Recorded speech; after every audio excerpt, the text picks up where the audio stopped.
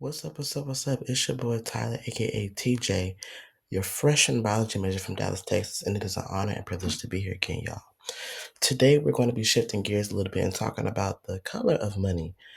And within this discussion, it's basically the takeaways that really mean something to me, like the themes, the messages, everything throughout the book or everything throughout this certain piece of information, because that's what I look at it as. It's a piece of information that I really needed to know. So without further ado, let's go ahead and get into it. So I'm going to start from the beginning and, just go on from there and just, piggyback off of everything that is significant, everything that matters today, and how we got here from such a time where everything that we had it wasn't unlimited. We had limited opportunities. So, everybody is aware that we were slaves. We didn't have, the resources that we needed to own black banks, or we didn't have the resources to have our own property or land. At first we were looked at as property. We were looked at as a value. We couldn't sell, we couldn't do anything. We couldn't have our hands in the economic process. And if we did, it was very limited.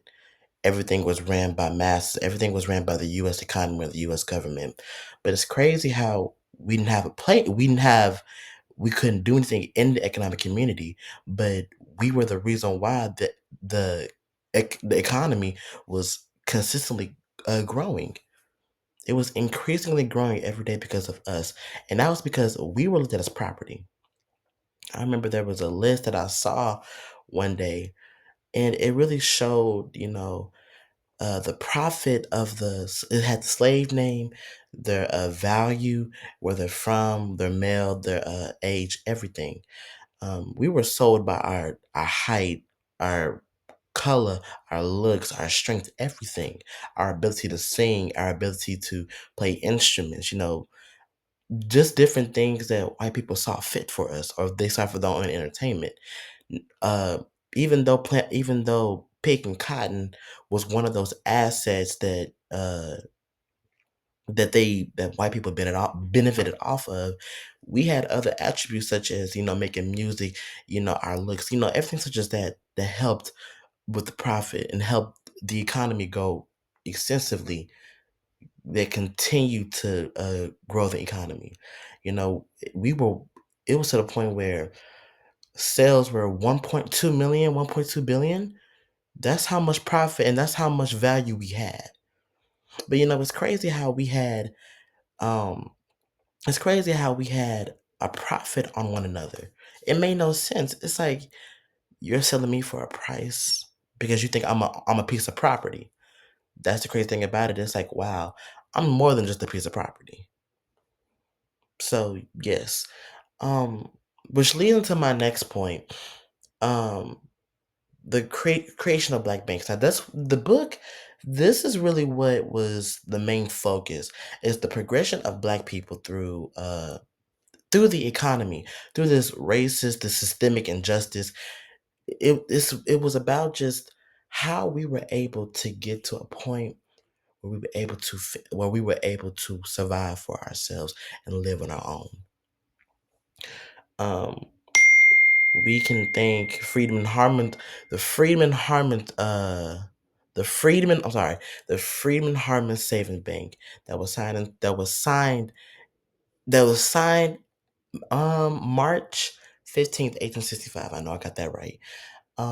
This is through the help of the AME Church, so with Absalom Jones and Richard Allen. So the AME Church was the first black church, and they really helped black communities.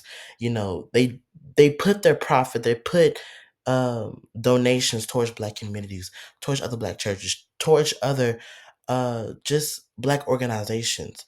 And this really helped black people say, you know what, since we can't do everything else, since we can't go to any other banks, since we can't do what these white people do, since white people won't allow us to thrive economically, we're going to do it ourselves. And that's exactly the thing that we did, was we thrived by ourselves. We knew it was like these white people ain't gonna give us no money. If we go to the bank and try to pull out a loan, they're not gonna give it to us. They're gonna deny us. And that they did. So we said, okay, y'all wanna try to oppress us, y'all wanna try to, deny us of what we really deserve. Okay, we're just gonna do it on our own. So, and that's exactly the thing that we did. And one of the first black banks it was actually for free people, but it actually turned into for every black person though. So it was the Freedman Harvest Bank signed by Abraham Lincoln, March 15th, 1865. And that bank right there, it basically um it had its ups and downs. There was $200,000 in debt, I believe, because I think many soldiers had unclaimed profit. So they were $200,000 not in debt, but I think it was what was unclaimed, and the bank kind of took that and was like, good, let's just save this for something. But yeah, so we say, you know what, we're gonna turn this thing around for us. We're gonna do this for us, y'all. So now, since we already have the building of black banks, let's talk about where the black banks where they were built.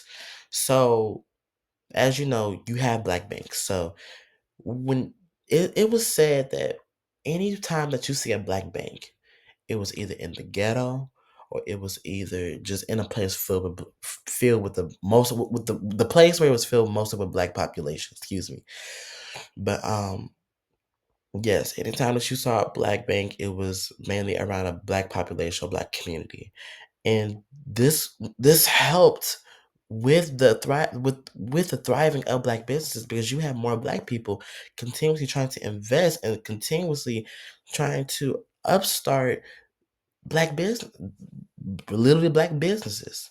If you really think about it, the starting of black banks is another black business, but this black business really took off and really gave black people a chance to gain the wealth, to have something in their names, to actually own something.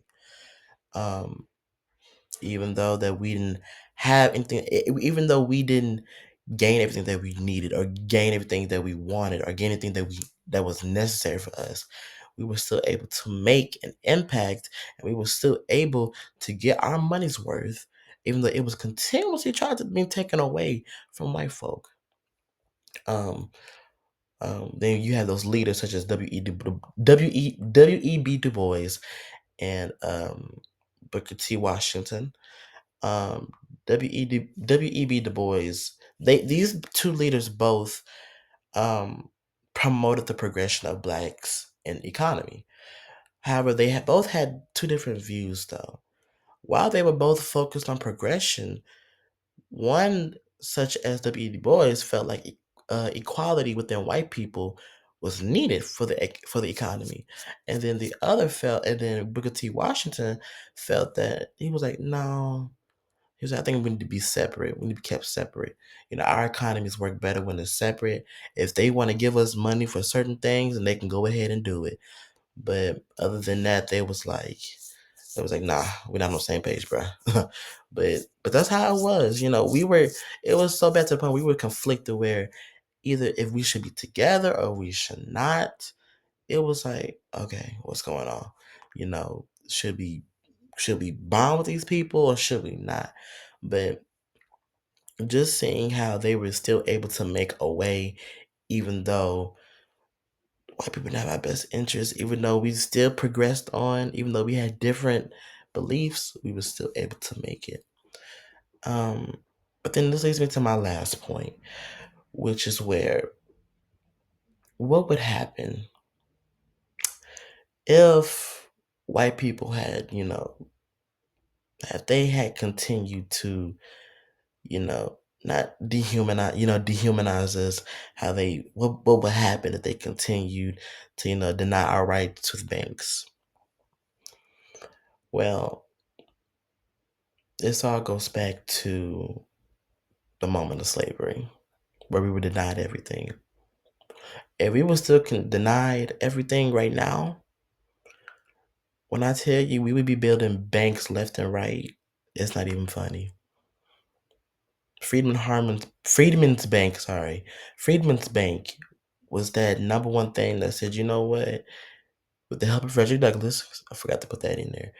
Um, it really just said, hey, we know you're not gonna do this for us. We know that y'all are gonna be in here with your own little business and stuff. Y'all talking about us like, oh, this Negro ain't got no money. This Negro got this. This Negro ain't gonna do this and that. Well, we're gonna do it for ourselves. Even if the world in today's world, we have our own profit. We have our own bank accounts. We have our own checking accounts. We have our own savings. We're able to play a part in the economic society now, in the economic portion of the U.S. government. We're able to participate in that now. You got blacks who are in that office trying to make it for us because this economy is continuously going down right now. Every day we are trying to just make it. We're trying to make sure that we survive in this world where it's corrupt. Our economy has been just horrible for these past years. And to let y'all know that the US economy has been in debt ever since the 1700s. If you had to know that. Something new. We didn't spend so much money on war material that they was like, dang, we in debt. But to close it all and to sum it all up, we black people have been a part of this economic process since forever. From the moment we set foot off them ships, from the moment to the moment now where we're able to own our own assets and profits, we're able to make a change now. But we didn't sit and wait for anybody. We said, you're not gonna let me own my property. Because if I do give you my property, you want the majority of what I make, but I only get a little bit. We said, okay, y'all said, oh, and maybe for me to have my own business, I have to sign to agreement. I have to sign to an agreement. Whatever I make on my business, 80% has to go to you, while 20% goes to me and my family. I'm still making a living, but I'm not getting what my living is worth. So I want y'all to realize how far we have come and how far that white people have tried to oppress us, how they tried to deny us, how they tried to say, you know what, y'all not worthy of this, when we really are. The color of this book really showed how the progression of black people continues to go each and every single day with the help of different presidents, with the help of different black leaders, with the help of different ideas and mindsets. We were able to get to a point where we was like, yes, that's it right there. So I thank y'all for listening. Y'all have a great day. And remember to stay strong, stay educated, and remember, stay blessed. Bye.